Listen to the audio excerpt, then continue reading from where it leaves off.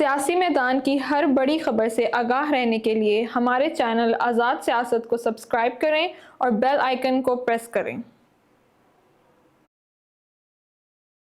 السلام علیکم، آزاد سیاست پر میں ہوں آپ کے ساتھ آپ کی ہوسٹ ازکا طارق، اور میرے ساتھ جو میرے گیسٹ ہیں وہ ہیں سینئر جرنلسٹ حماد حسن، جنہوں نے کل ایک بہت بڑی خبر سب سے پہلے بریک کی ہے۔ اسلام آباد میں بہت تیزی سے بہت ڈفرینسز، بہت چینجز آ رہے ہیں سیاسی معاملات میں، تو ان پر ہم ڈسکشن کریں گے۔ میرا سب سے پہلے آپ سے سوال ہے کہ کل آپ نے ایک بہت بڑی خبر بریک کی تھی، تو اور جو بعد میں سچی بھی ثابت ہوئی تھی، تو آپ کے خیال سے اس کا کیا اثر ہو رہا ہے ہمارے سیاسی حالات پر اور معاشی حالات پر؟ دیکھیں، اثرات اگر ہم ایک عرصے سے دیکھیں تو پیرالل دو چیزیں چلتی ہیں۔ ایک پی ٹی آئی کا شور شرابہ، ہنگامہ، شور و غل، احتجاج، جلاؤ گھیراؤ، دھمکیاں، یہ چیزیں ایک طرف چل رہی ہے۔ دوسری طرف ریاستی بیانیہ چل رہا ہے۔ وہ ریاستی بیانیہ جو ہے وہ معیشت کی بہتری ہے، وہ پارلیمان کی بالادستی ہے، وہ نظام انصاف میں بہتری لانا ہے۔ اور ویسے بھی ہم دیکھیں تو پارلیمان تھا نا، جب 34 ممبران نے 64 کو شکست دی تھی سینٹ چیئرمین الیکشن میں، تو یہ پارلیمان تھا۔ اور آج کے پارلیمان کو دیکھیں، یہ عدالتی نظام تھا نا، جس میں مظاہر نقوی جیسا شخص بھی لوگوں کے فیصلے کرتا تھا۔ ثاقب نثار اس کا چیف جسٹس تھا، لیکن پھر آپ دیکھیں منظرنامے کو، قاضی فائز عیسیٰ اور پھر یحییٰ افریدی صاحب اور موجودہ منظرنامے کو دیکھیں تو ایک بڑی چینج، بہت مثبت چینج کی طرف ریاست بڑھ رہی ہے، بہت تیزی کے ساتھ بڑھ رہی ہے۔ دوسری طرف کا جو بیانیہ ہے وہ نیریٹو پی ٹی آئی کا، اس کو اگنور بھی کیا جا رہا ہے۔ جہاں وہ نقصان کرتے ہیں پھر اس نقصان کا خمیازہ بھی بھگتتے ہیں۔ تبھی تو یہ کیسز اور یہ سلسلے بھی اسی لیے چلے کہ آپ ریاستی نیریٹو کو ڈسٹرب نہیں کریں گے۔ اگر کریں گے تو پھر یہ ہو جائے گا آپ کے ساتھ۔ لیکن ریاست نے معیشت کو بہتر بنایا، پارلیمان کو قدر بالادستی بھی عطا کر دی، نظام انصاف کو بہتر بنانے کے لیے وقت بوقت جو آئینی ترامیم لائی جا رہی ہیں، جو اصلاحات کی جا رہے ہیں، جو ریفارمز کیے جا رہے ہیں، تو یہ بنیادی طور پر آئین و قانون کی بہتری کے لیے اقدامات کیے جا رہے ہیں۔ رہی کل کے خبر کی بات، تو تقریباً 4 بجے میں نے اس خبر کو بریک کیا تھا۔ اس وقت پارلیمانی کمیٹی کا اجلاس چل رہا تھا، اور پھر میں نے اپنے ٹویٹر اکاؤنٹ پہ اس کو شیئر کیا تھا۔ دیکھیں، اس کو اگر ہم غیر جذباتی انداز میں دیکھیں تو یہ تو ایک اچھا اقدام ہے۔ ہمارا مسئلہ یہ ہے کہ ہم ہر معاملے کو جذباتی انداز میں دیکھتے ہیں۔ اب آپ دیکھیں، جنرل راحیل شریف کو نواز شریف نے ایکسٹینشن نہیں دی تھی، اور پھر نواز شریف کو بھگتنا پڑا تھا۔ پھر وہ پاناما اور دھرنے اور کیا کیا کچھ نہیں ہو رہا تھا۔ پھر باجوہ صاحب کو ایکسٹینشن ملی تھی، اور پھر سینٹ میں کیا کچھ نہیں ہوا تھا۔ تو یہ سینٹ میں، قومی اسمبلی میں وہ ایک طرح سے جبرن وہ ایکسٹینشن لی گئی تھی۔ اب معاملے کو دیکھیں، 6 سال کی بجائے 5 سال کا معاملہ طے پایا ہے۔ اور کیسے طے پایا ہے؟ اس پہ پارلیمان کا کنسنسس موجود ہے، قومی اسمبلی کا، سینٹ کا، کابینہ کا، پارلیمانی کمیٹی کا، تمام لوگوں کا، یعنی پارلیمان کی نمائندگی موجود ہے۔ اور تب وہ پریزیڈنٹ کے پاس جا کر انہوں نے دستخط کیے۔ تو اس سے کون سی قیامت آئے گی کہ 3 سال کی بجائے 5 سال کر لے؟ اور ویسے بھی پوری دنیا کی تاریخ کو آپ دیکھ لیں، جہاں بھی افراد کی ضرورت پڑی ہے، جہاں بھی کنٹینیویشن کی ضرورت پڑی ہے، تسلسل کی ضرورت پڑی ہے، تو وہاں پر قوموں نے بڑے فیصلے کیے۔ اس وقت ہم انتہائی مشکل صورتحال سے دوچار ہیں، معاشی طور پر بھی، ہر حوالے سے۔ تو چونکہ ٹریک تو ریاست نے پکڑا ہے، بہترین ٹریک پر آتا جا رہا ہے، تو اس دوران کوئی ڈسٹربنس نہیں چاہیے تھی، ریاست کو نہیں افورڈ کر سکتی تھی۔ تو اسی ٹریک پر آگے جانے کے لیے اگر یہ فیصلہ ہوا ہے تو یقیناً یہ اچھا فیصلہ ہے۔ تو کل جو سپریم جوڈیشل کونسل کا اجلاس ہوا ہے، اس میں جو فیصلوں کی ایک فضا تھی، اس کا کیا اثر ہوگا اب آگے کے معاملات پر؟ دیکھو، سپریم جوڈیشل کونسل یقیناً پارلیمان کے ساتھ تو ایک ربط ہوتا ہے، ایک تعلق ہوتا ہے، لیکن بدقسمتی سے عدالتی تاریخ کچھ زیادہ بہتر تو ہے نہیں، مطلب ہے اس کو ہم کہاں سے اپریشیٹ کریں. آپ دیکھیں جسٹس منیر سے آتا سلسلہ مولوی انوار الحق تک آتا ہے، منتخب وزیر اعظم کا سر اتر جاتا ہے، پھر ثاقب نثار اور بندیال دکھائی دیتے ہیں، پھر منتخب وزیر اعظم کے ساتھ کیا کچھ نہیں ہوتا، بیٹے سے تنخواہ لینے پر وزیر اعظم کو برطرف کیا جاتا ہے، معزول کر دیا جاتا ہے، جیل میں ڈالا جاتا ہے، خاندان تک پارٹی کارکنوں پر ساتھیوں پر مشکل وقت آتا ہے، اور کیا کچھ نہیں ہوتا. تو تاریخ تو کوئی قابل ستائش ہے نہیں عدلیہ کی. اب اگر عدلیہ ایک ٹریک پر ایک مثبت سمت میں جانے لگی ہے اور اس میں پارلیمان کا انپٹ اور سپورٹ بھی شامل ہے. یہ جو 26ویں ترمیم آئی ہے تو پارلیمنٹ نے راستے کا تعین کر دیا ہے. کل جو سپریم جوڈیشل کونسل کا اجلاس ہوا 13 لوگ تھے. اچھا، اس میں پی ٹی آئی کے دونوں ممبران شامل تھے، شبلی فراز صاحب بھی تھے اور عمر ایوب صاحب بھی تھے. عمران خان نے کہا تھا کہ 26ویں ترمیم کی جس نے حمایت کی وہ پاکستان کا غدار ہے. تو پھر 26ویں ترمیم کے تحت بننے والی سپریم جوڈیشل کونسل میں تو آپ کے نمائندے بھی کل شامل ہوئے. تو آپ کی وہ بات ٹھیک تھی یا یہ بات ٹھیک ہے؟ اہم سوال یہ ہے. لیکن چلے ہم اس کو اگنور کرتے ہیں، آگے بڑھتے ہیں. اس میں یہ سب لوگ شامل تھے. پھر جب چونکہ میں وہاں پہ موجود تھا آس پاس، تو میں آپ کو خبر دوں، جب جسٹس امین الدین خان صاحب کے حوالے سے بات آئی کہ آئینی بینچ کا سربراہ، تو وہ بھی ایک اچھے طریقے سے طے پائے معاملات. گو کہ ایک طرف 5 ووٹ تھے، دوسری طرف 7 ووٹ تھے، حکومتی ووٹ زیادہ تھے. اور حکومتی ووٹ ظاہر ہے کہ زیادہ ہوتے کیونکہ اس میں شیخ آفتاب بھی تھے مسلم لیگ کی طرف سے،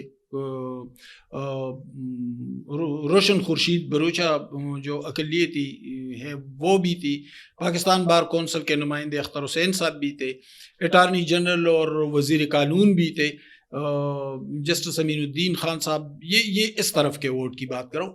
اس طرف جو 3 سینئر ججز تھے اور 2 پی ٹی آئی کے ممبران تھے وہ. تو کم از کم ایک جمہوری انداز سے معاملات طے پایا ہے. اور یقیناً جسٹس امین الدین خان صاحب ایک بہت ایماندار اور قابل جج سمجھے جاتے ہیں. اور ان کے ساتھ جو باقی 6 ججز ہیں تو ان کے بعض فیصلوں سے اختلاف ہو سکتا ہے، لیکن ان کی قابلیت پر کوئی شک و شبہ نہیں ہے. مطلب ہے جسٹس عائشہ ملک، لیکن وہ ایک خاتون جج ہیں، پہلی بار سپریم کورٹ کی جج بنی تھی. اور جسٹس مسرت ہلالی صاحبہ، یہ 2 تو آئینی بینچ میں 2 تو خواتین ججز ہیں، یعنی اس کا بھی خیال رکھا گیا ہے. جسٹس محمد علی مظہر صاحب ہیں، جسٹس حسن اختر رضوی صاحب ہیں، جسٹس جمال خان مندخیل صاحب ہیں. تو یہ ججز جو اس میں شامل ہیں، تو اب کم از کم وہ جو سپریم کورٹ پر برڈن تھا اور 60,000 کیسز تھے اس میں کمی آئے گی، کیونکہ آئینی معاملات میں وہ الجھا رہتا تھا. اب کم از کم سپریم کورٹ میں آئینی معاملات کا برڈن اس سے اتر جائے گا. تو وہ اور ویسے بھی کیس مینجمنٹ کے حوالے سے یحییٰ افریدی صاحب کی بڑی اچھی ریپوٹیشن ہے، تو اس پر توجہ دیں گے، اس کے بڑے فوائد ہوں گے بعد میں. اچھا، تو کے پی کے میں جو علی امین گنڈا پور صاحب ہیں ان کی حکومت چل رہی ہے، تو جس طرح کی ان کی کارکردگی ہے، کیا یہ سروائیو کر سکے گی آگے؟ پتہ نہیں، میں جہاں بھی جاتا ہوں، جس پروگرام میں بھی جاتا ہوں، تو مجھ سے کے پی کے حوالے سے سوال ہوتے ہیں، خیبر پختونخوا کے حوالے سے. ہونی بھی چاہیے چونکہ میرا تعلق ہے، ذرا ان ڈائنامکس کو بھی تھوڑا بہت جانتا ہوں. دیکھیں، گنڈا پور صاحب کی کارکردگی انتہائی خراب رہی ہے ہر حوالے سے. نہ ڈیلیوری رہی، نہ رویے میں پختگی آئی، نہ سیاسی رویہ بنا، نہ جمہوری رویہ بنا. تو میں یہ کروں گا، اس کو یہ کروں گا، فلانا کو یہ کروں گا، وہ سارا دن اسی میں لگا رہتا ہے. کوئی بڑا پروجیکٹ آپ کو دکھائی نہیں دے گا. کل میں دیکھ رہا تھا تو خیبر پختونخوا میں پرائمری اسکول 27,000 سکولوں کو تالے لگائے گئے ہیں. اور یہ چونکہ اپ گریڈیشن کا ایک مسئلہ تھا.